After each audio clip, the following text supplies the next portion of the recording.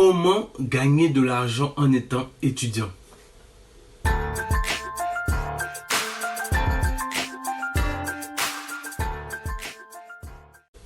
C'est quoi un étudiant?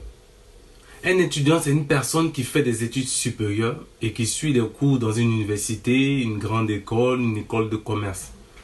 Et en attendant d'avoir son diplôme et un emploi, l'étudiant est confronté à des dépenses et des difficultés financières. Alors comment faire? Comment agir?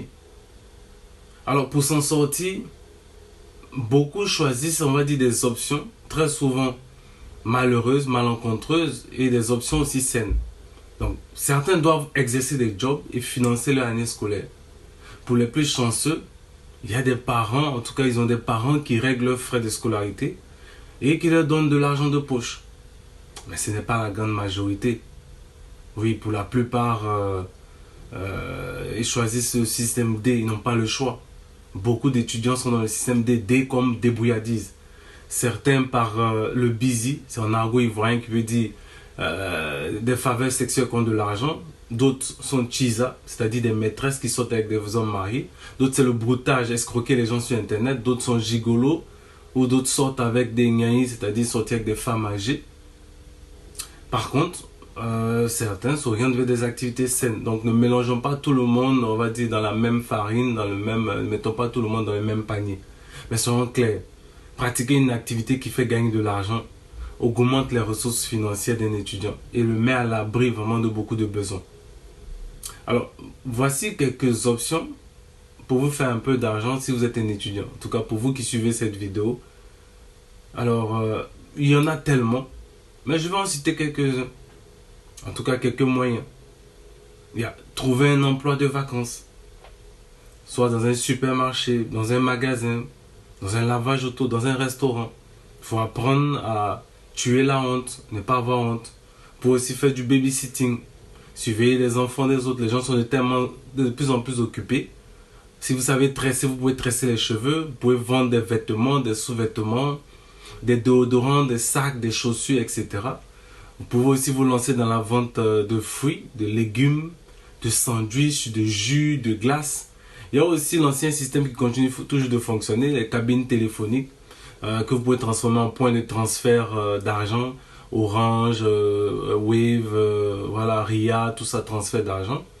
Vous pouvez aussi donner des cours particuliers, faire des formations en présentiel ou en ligne. Maintenant, avec un téléphone portable, il est possible de faire tout ce qu'on veut. Vous pouvez même faire des cours de conduite si vous avez un permis de conduire dans votre cité, dans votre quartier. Vous pouvez trouver un stage rémunéré. Oui, on a déjà dit qu'on donnait des cours de conduite à des particuliers. Il y a aussi le fait de conduire par exemple un taxi, voilà, taxi communal appelé Wowo ou même un taxi compteur. Voilà, les week-ends, vous pouvez distribuer des flyers, faire de l'animation commerciale, c'est-à-dire souvent on rencontre dans des centres commerciaux des personnes qui sont là pour animer des stands. Vous pouvez faire du commerce en ligne en étant youtubeur, par exemple. Vous pouvez publier un e-book sur votre domaine de compétences, dans votre domaine d'études. Vous pouvez lancer un blog. Vous pouvez être photographe ou modèle photo. Il y a aussi le graphisme, le marketing digital, la création de sites internet, la création de logos, la rédaction web. Bon, ça c'est vrai, ça demande quand même d'avoir une appétence pour le digital, d'avoir quand même quelques facultés dans le digital. Vous avez aussi la rédaction et la mise en forme de documents, de rapports, de mémoires, de thèses. Voilà, si vous êtes quelqu'un qui a une bonne capacité rédactionnelle. Vous pouvez être aussi client mystère. Donc, vous pouvez aussi participer au panel de consommation, de consommateurs. Le client mystère, c'est celui qu'on envoie très souvent pour voir si le service client est bien effectué. Vous pouvez aussi dans la réparation de téléphone, vente de téléphone, de câbles. Voilà. Donc, je ne sais pas si vous en connaissez d'autres. Écrivez-la en commentaire. Merci d'avoir regardé cette vidéo. J'espère que vous avez appris quelque chose. Si vous avez aimé, laissez un pouce bleu et à très bientôt.